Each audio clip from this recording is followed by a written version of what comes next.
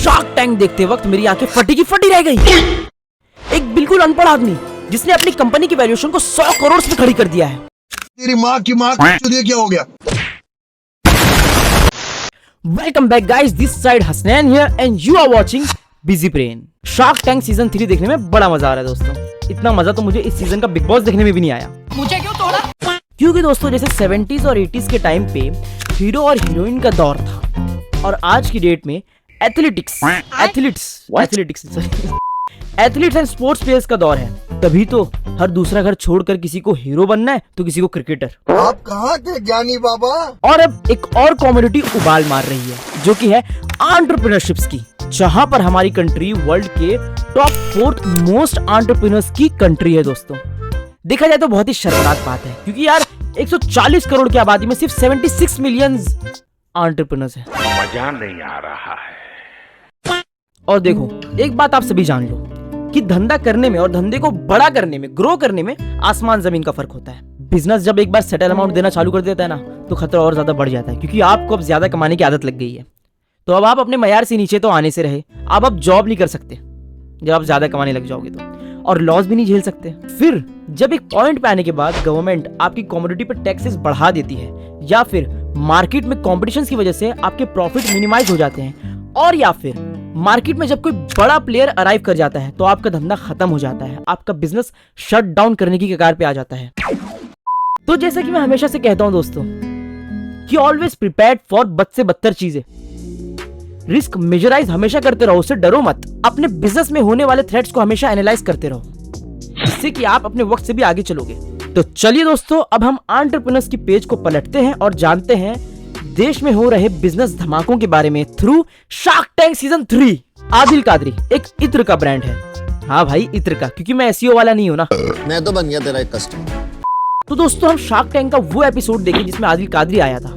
तो उसमें हमें सीखने मिलेगा कि हमें कैसे अपने बिजनेस को डेब्ट ट्रैप से बचा कर रखना है। देखा जाए तो किसी भी न्यू स्टार्टअप या न्यू ब्रांड को इन्वेस्टर से पैसे निकलवाने के लिए अपनी बिजनेसेस की पिछली 3 साल 5 साल की वैल्यूएशंस को ट्रांसपेरेंट करना होता है, जिससे कि वीसीज यानी कि वेंचर कैपिटलिस्ट जो इन्वेस्ट कर रहे हैं उनको अंदाजा मिलेगा कि भैया हम इस स्टार्टअप पे पैसे लगाएंगे तो हमारे लिए प्रॉफिटेबल साबित होगा भी या नहीं। अब अगर हम आदिल कादरी परफ्यूम के पिछले 3 साल या 4 साल के स्टैटिस्टिक्स देखें, रिवेन्यू मॉडल्स को देखें और उनके वेल्थ को कैलकुलेट करें तो हमें देखने मिलता है कि 2020 से 2021 के फाइनेंशियल ईयर में इन्होंने 5.3 करोड़ का रिवेन्यू जनरेट किया था, जो कि बहुत अच्छी बात है, विद 3.5% एबिटा, जो कि ठीक बात है। फिर 2021 से 2022 में 10 करोड़ का रिवेन्यू जनरेट किया था विद 1.5% एबिटा।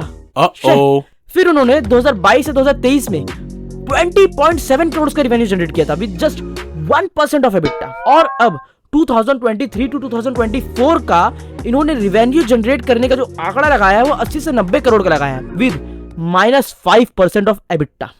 अब मैं आप लोगों को समझाता हूं दोस्तों कि एबिटा होता क्या है। Earning before interest, taxes, depreciation and amortisation. इसके नाम में आप लोगों को समझ में आया होगा कि भैया नेट प्रॉफिट को बोलते हैं एबिटा। यानी कि दोस्तों एबिटा आने के बाद आपको टैक्सेस, इंटरेस्ट और अपने डेप्रिसिएशंस को सब जगह बांटने के बाद, सब जगह ये सब करने के बाद आपको एक सोलो प्रॉफिट बचता है जो कि आपकी जेब में जाता है। तब जाकर आप प्रॉफिटेबल बनते हो। यूजुअली दोस्तों एक हेल्दी बिजनेस का 10% एबिटा तो एटलीस्ट होना ही चाहिए, तब जाकर के वो कहीं सूट करता है एक प्रॉफिटेबल बिजनेस में। ये 3%, 5%, 7% एबिटा से कोई प्रॉफिटेबल नहीं होता दोस्तों।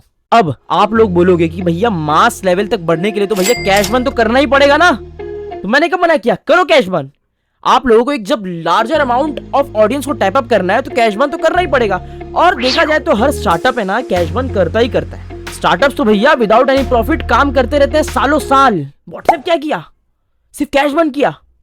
अब फाइनली वो अपने व्हाट्सएप के पेमेंट सिस्टम को निकाला, उसके बाद ब्रॉडकास्टिंग चैनल्स को निकाला, तब जाकर वो कहीं ना कहीं अपने रिवेन्यूज को स्टार्ट करना चालू किया है। अब 1-2 महीने पहले अगर आप लोगों को एक वर्ल्ड क्लास ब्रांड बनना है तो इस चुनाव से तो लड़ना ही पड़ेगा। मैं आप लोगों को एग्जांपल देता हूं, उससे आपको क्लियर कट समझ में आ जाएगा।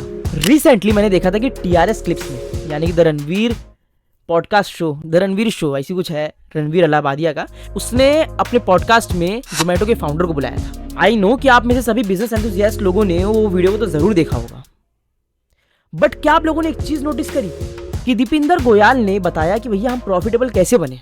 बंदे ने लिटरली बोला कि मुझे 200 रुपए के ऑर्डर पे कुछ नहीं बचता, 400 रुपए के ऑर्डर पे मुझे कहीं जाकर के 30 to 50 रुपीज का प्रॉफिट बचता है। उस पे से भी वो 30 to 50 रुपीज इधर देना है, उधर देना है, सैलरी देना है, इसको देना है, जिसको देना है, तब जाकर के भैया 2 से 5 रुपया आता है जेब में प्रॉफिट के नाम पे। ये गड़बड़ है बाबा। स्टार्टअप्स की दोस्तों सबसे खौफनाक बात यही होती है कि आप कितने भी बड़े बन जाओ, एक फॉल्स न्यूज या एक नेगेटिव न्यूज आपके ब्रांड और बिजनेस के बारे में अगर मार्केट में आ गई तो भैया आपकी गई, खत्म, वाट लगी आपकी। अभी हिंडरबर्ग ने क्या किया अडानी के साथ? अडानी नंबर 2 पे ट्रेंड कर रहा था वर्ल्ड रिचेस्ट के नाम से 2022 में, है ना, और अभी टॉप 15 की लिस्ट में भी नहीं है। तो देखा जाए तो दोस्तों आज की रेट में इंटरनेट पर स्क्रॉल करता हूं जब मैं, तब मुझे देखने मिलता है कि स्टार्टअप्स हर किसी को करना है। हलवाई क्या?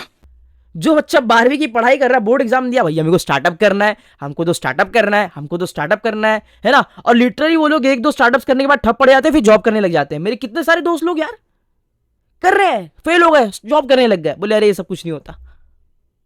हर किसी को स्टार्टअप करना है। आप पहले वाई तो ढूंढो कि क्यों कर रहे हैं। सिर्फ पैसे कमाने के लिए तो आप अच्छी डिग्री हासिल करो, मास्टर्स करो, पीएचडी करो और फिर किसी बड़ी कंपनी में जॉब लग जाओ। सिर्फ पैसे कमाना है ना तो।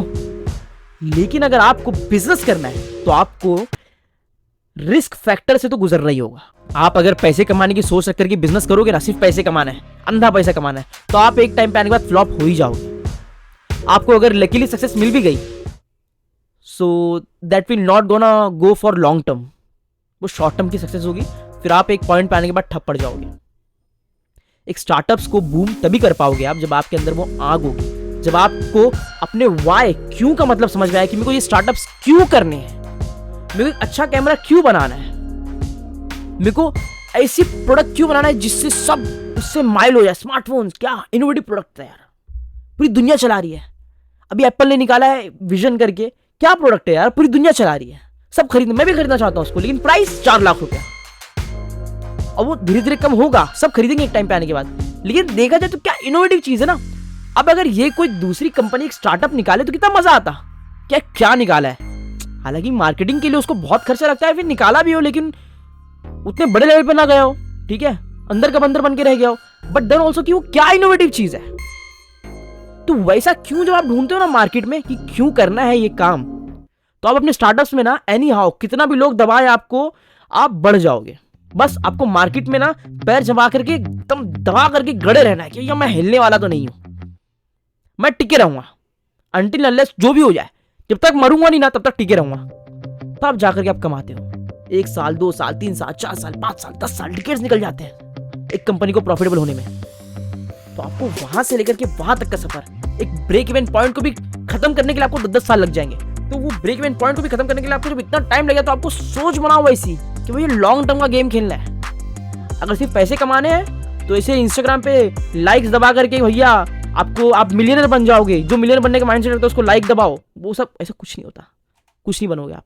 और सब में कभी फालतू की चीज़ों में पढ़ना भी नहीं, कोई स्टार्टअप्स के लिए कोई पैसा देना भी नहीं। अगर स्टार्टअप सीखना है, बिजनेस सीखना है तो मेरे चैनल को सब्सक्राइब करके बेल आइकन दबा दो।